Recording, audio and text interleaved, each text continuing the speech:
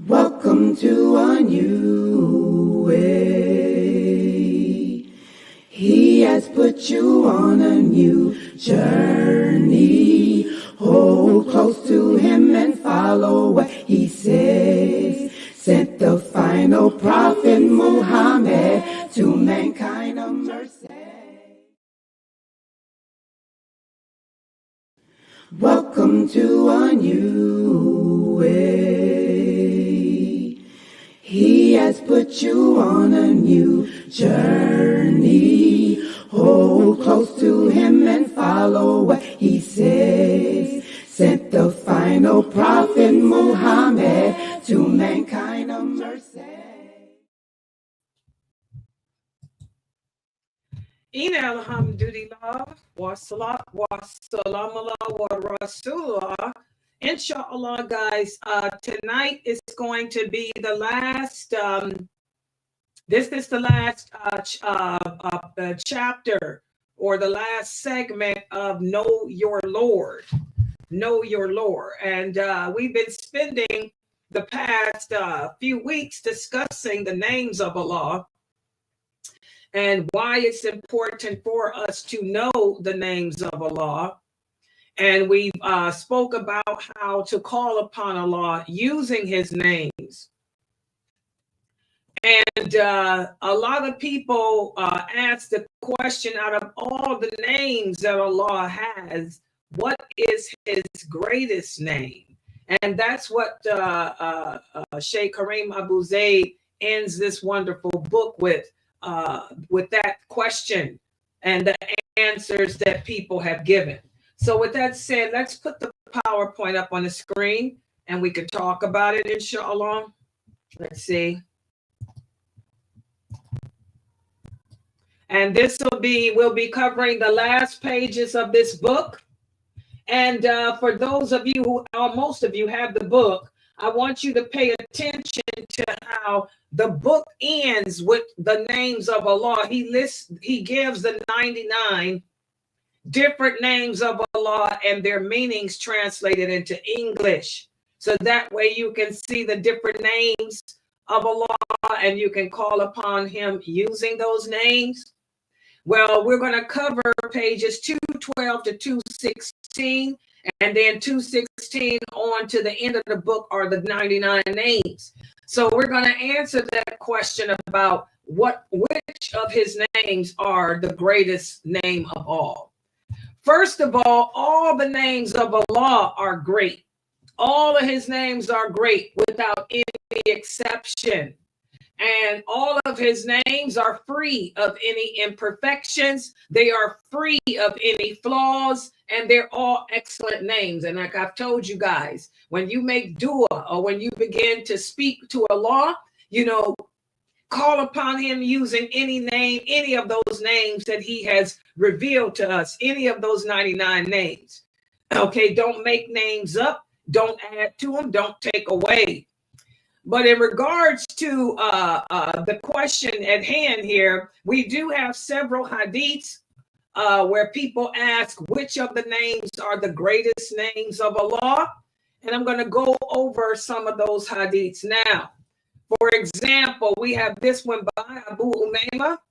He said that the Prophet sallallahu alaihi wasallam said the greatest name of Allah, if he is called by which he will respond, can be found in the 3 surahs, Al-Baqarah, Al-Imran, and Taha. These are all three of these surahs, he said, contain his greatest name. And then we have another hadith narrated by Anas. He said, I was sitting with the Prophet sallallahu alaihi wasallam while a man was praying.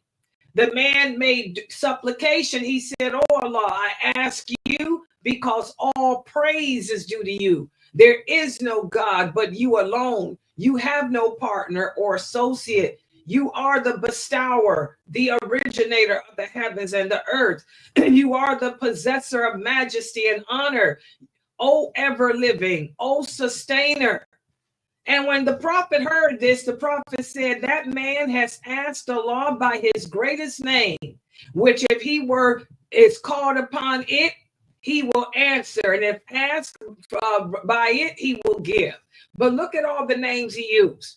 I want you guys to pay attention to all the names this man used. You know, all the names that he called Allah by. The possessor of majesty and honor, the ever-living, the sustainer, the originator of the heavens, the bestower, the one, the alone. Okay? Then we have a third hadith from Burayda ibn al-Husayb.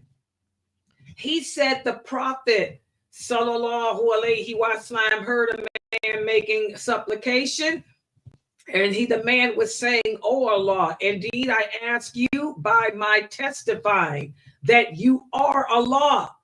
There is none worthy of worship except you, the one, As-Samad, the one who does not beget, nor was begotten, and there is none who is like him." And that's when the Prophet said, in this instance, by the one in whose hand is my soul, he has asked Allah by his greatest name, the one which if he is called upon it again, he will respond, and if asked by it, he will give. So these answers, these three hadiths here, give the answers that most people will say are Allah's greatest name. And let's look at these three. We have this hadith from Asma, the daughter of Yazid. She said the Prophet said that the greatest name of Allah is in these two verses here. And your deity is one deity. There is none who has the right to be worshipped but he, Ar-Rahman Ar-Rahim. Okay? Alif Lam Mim. Allah has the right to be worshipped. No one, Allah has the right to be worshipped. He is the ever living, the sustainer. So that's why you guys will come upon some people who will tell you that Allah's greatest name is Ar-Rahman or Ar-Rahim. You will also hear some people say that his greatest name is the ever living, the sustainer. You will hear some people say that his name is the one. Okay? So there's different opinions regarding which name of Allah is the greatest. Different opinions from the scholars. The first view is that it is, and I want you guys to understand something that we need to realize as Muslims. Number one, it's incorrect to differentiate between Allah's names. Some of the scholars will say that it's incorrect to differ between them and to favor some names over others. These scholars believe that all of Allah's names must be viewed equally. They must be approached equally and used equally as well. Imam Malik believed that it was impermissible, in other words, not permissible, to regard some of Allah's names as being better than others. And Imam Malik was famous for making no distinction between parts of the Quran and held all of them in the highest esteem. And also he did the same with Allah's names. It was also said that he believed making a distinction between Allah's names will lead to believing that the less favored parts are inferior to those that are more favored. So a lot of people support this view. A lot of the scholars support this view. You know, don't sit around trying to favor some names over others. All of Allah's names are great. And if you start choosing some names over others, it'll cause you to disrespect Allah's names. Okay? We have hadiths. Some of the hadiths interpret the greatest name to mean among the great. In other words, that the hadiths are saying among the great names, that they're not singling out. A lot of the scholars of hadith will say that the hadiths that we read, that I mentioned earlier, those three hadiths I mentioned earlier, are not saying that some names are greater than others, but instead it's saying that they're all great. And amongst them, he called upon some names that are amongst them that are great. Okay. So again, this is the first view that many of the scholars have. You know, it's incorrect to differentiate between Allah's names and favor some over others. Then we have this one, which you guys have heard here. There's a second view. The second view of the second view are scholars who believe that Allah has kept knowledge of his greatest name to himself alone. You guys have heard many brothers say that, you know, that only Allah knows what his greatest name is. Also, some of the early scholars shared this opinion, such as Ibn Hajar. Ibn Hajar said that this opinion was held by others and respected. So that's another opinion, that only Allah knows what his greatest name is. And then we have a third view. And the third view is held by those scholars. They view that the greatest name of Allah exists and that it is a specific name, but they differ as to which name it is. Okay, that's another view. Yeah, he's got a great name, but they have different views of which it is. And then the fourth view. The fourth view has two categories of scholars that are in support of these views. The fourth view, one category of scholars, they approve the reality of Allah's existing names by evidence, and they do explore trying to distinguish between them. And the first opinion that these scholars have is, and you guys have heard it, this is what Sister Samat has talked about, and also Dr. Asim. They say the first opinion is that the greatest name of Allah is Allah, that Allah is the greatest of his names, because it encompasses all the other names, and it also indicates the subtle and sublime attributes of his. Plus, no one can ever refer to themselves as being Allah. This name can never be shared by a human or any other of Allah's creation. Okay? And you guys have heard that. And then the second of the fourth view is that Allah's greatest name is that first hadith that I went over with you, the ever-living and the sustainer. And this is the view that Imam Nawawi had. It's also the view that Sheikh Ibn Uthaymeen, may Allah be pleased with him, had too. That Allah's greatest name is the ever-living and the sustainer. So, you know, Allah knows best. The bottom line is Allah knows best. I would not get into debates with other Muslims concerning which of Allah's names is the greatest. You know, all his names are great. Every single one. And Allah tells us himself in the Quran, he says, call upon me using my names, and to me belong the most beautiful names. So that's what we should do. Don't waste your time arguing as to which name of his is the best. Just call upon him with whatever name that he has given himself. Okay? That will strengthen your connection to him. That will cause him to respond to your supplication. And don't forget, when you supplicate, before you ask for anything, after calling on Allah by his names, send blessings upon the Prophet Muhammad. So I'm going to stop right here. What I'm going to do for this class is a lot of you have been asking me about the sins of disbelief. The sins of disbelief. So what I'm going to do is start my series, begin my series on the sins of disbelief, because there are some sins that if you die upon, you die a non-believer, because the sin itself was a sin of disbelief, such as arrogance, such as holding a grudge, such as suicide. So that's going to be the next of this series. So, Subhanakallahumma wa bihamdika ashhadu an la ilaha illa anta astaghfiruka wa atubu ilaik. Are there any questions or comments?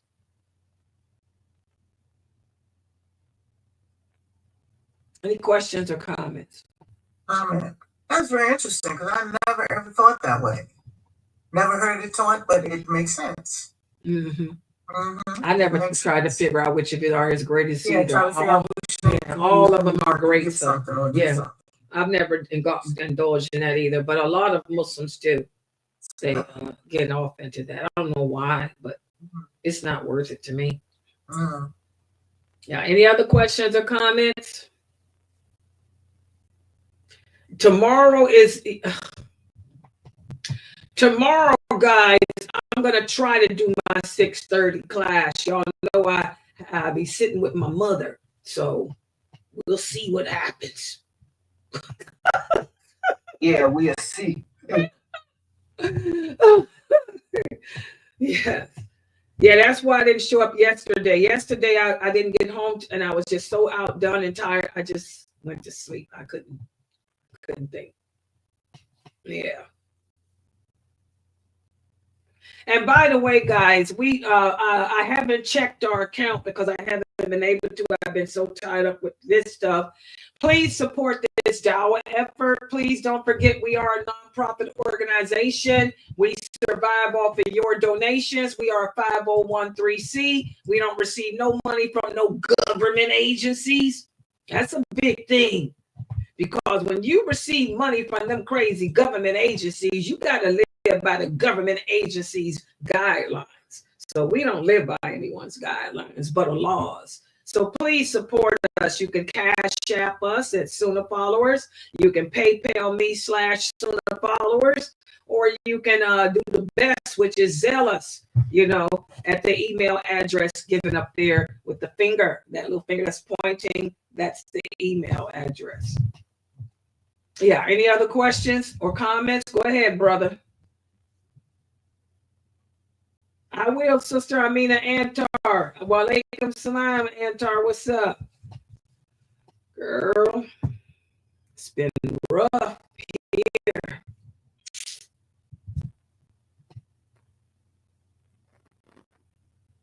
Yeah. Oh, go ahead. I can read. Go ahead, brother. What's your question?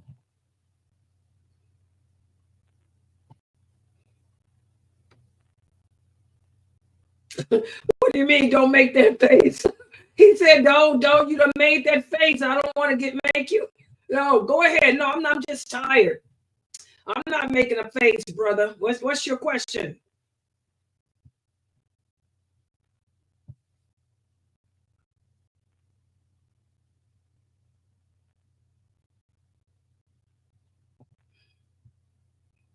Okay, this is a good question for the new converts to ask.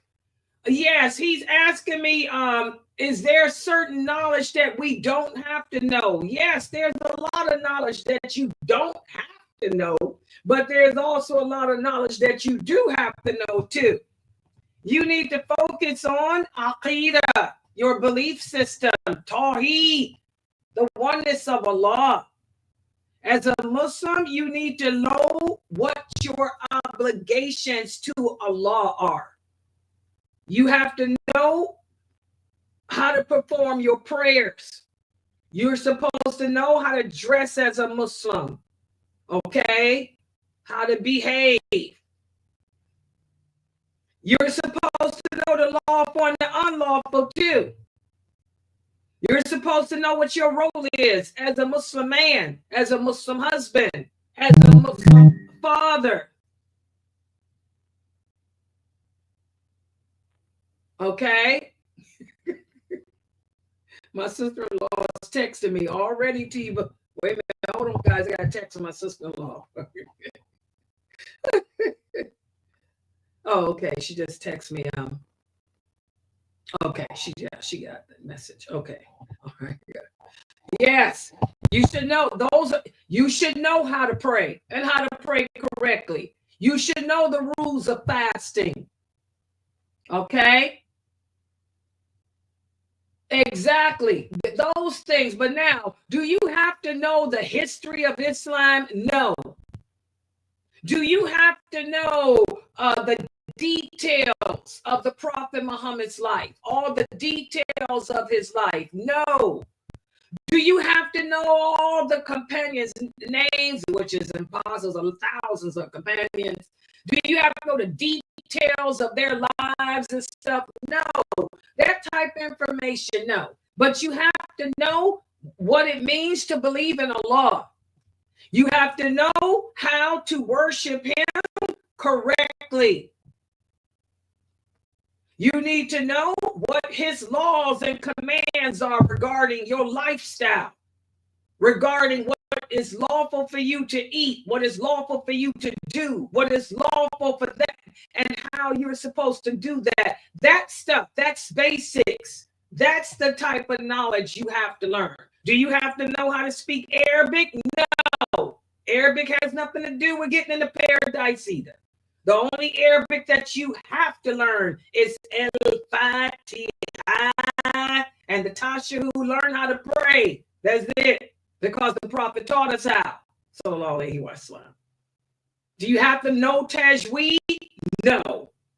Do you get it now? Yes. So he's asking me, so I do have to know the lawful and unlawful. Yes. Because I want you guys to know Allah is not going to excuse you permanently. He's going to ask you, why did you not know that it's haram to smoke marijuana?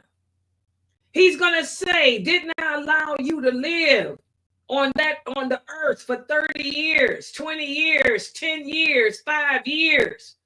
Didn't I give you the ability to read, to write? Didn't I bless you, with an existence in an era in which mosques were on every corner in every major city?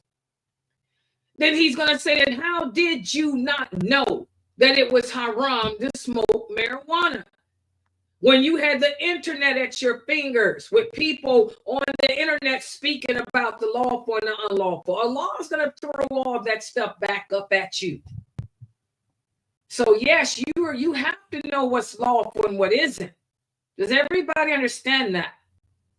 Because Allah is going to ask you, why didn't you know? Like I tell you sisters, you've been Muslim all your life and you don't know what a menses is. You've been Muslim for 10 years and you don't know that your menses is not determined by the amount of days you bleed, but instead the color of the blood. How could you not know that as a Muslim woman? Allah is going to throw it up in your face because praying on your period is a sin. Any woman that prays on her menses is cursed by Allah. And a lot of you women are making salat on your menses, and that's disgusting. Okay? So yes, the lawful and the unlawful in regards to our lifestyle and habit, yes, you're obligated to know that stuff. And by the way, I teach that too. I teach a series on the lawful and the unlawful. You can find my recordings under the playlist. I cover everything, even what games you can play and can't. Yeah. Yeah. Any other questions? Go ahead.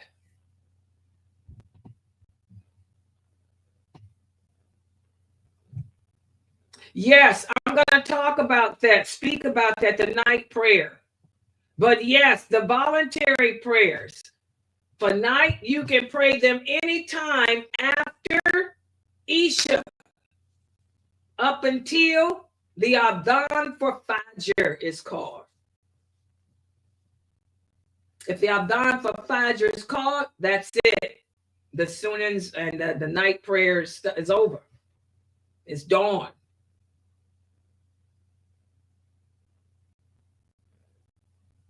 Yeah. Okay. All right, guys. Inshallah, I'm going to log out for tonight. And inshallah, we'll try to be here tomorrow at 6:30 and at 9. I'll try. All right. So, subhanakallahumma wa bihamdika ashhadu an la ilaha illa anta astaghfiruka wa atubu ilayk. Assalamu alaikum. Everybody have a good night.